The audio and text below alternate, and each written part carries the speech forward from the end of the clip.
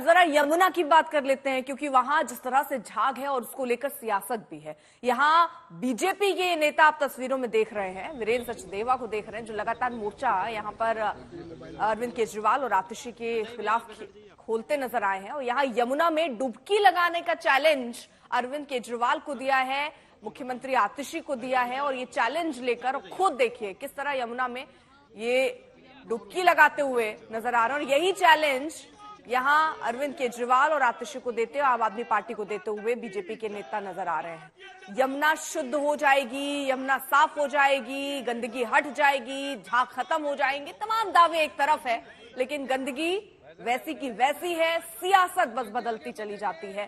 केजरीवाल को चुनौती देते हुए ये बीजेपी के नेताओं की तस्वीरें आप देख रहे हैं। इससे पहले किस तरह अभी वीरेंद्र सचदेवा के ही नेतृत्व में अरविंद केजरीवाल पर निशाना साधा गया था कि टॉयलेट सीट लेकर अरविंद केजरीवाल चले गए 12 लाख की। अब उसके बाद यहां यमुना को लेकर निशाना साधते हुए और खुली चुनौती है यहां पर। राम किनकर हमारे साथ, हमारे सहयोगी इस वक्त जुड़ चुके हैं। राम किनकर, पूरी तरीके से मोर्चा खोले हुए हैं बीजेपी के नेता। पहले टॉयलेट सीट ले जाने को लेकर, अब यमुना में डुबकी लगाने का चैलेंज है खुलेआम।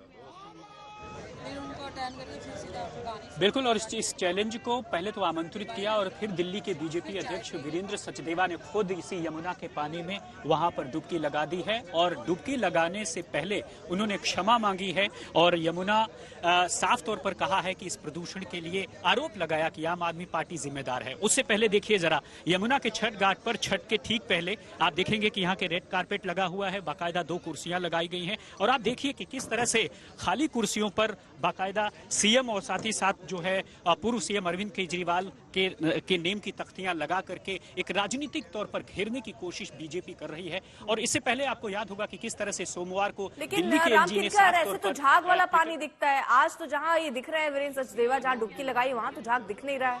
ये भी साफ सुथरा जहां जगह वहीं पे डुबकी लगाते नजर आ रहे हैं।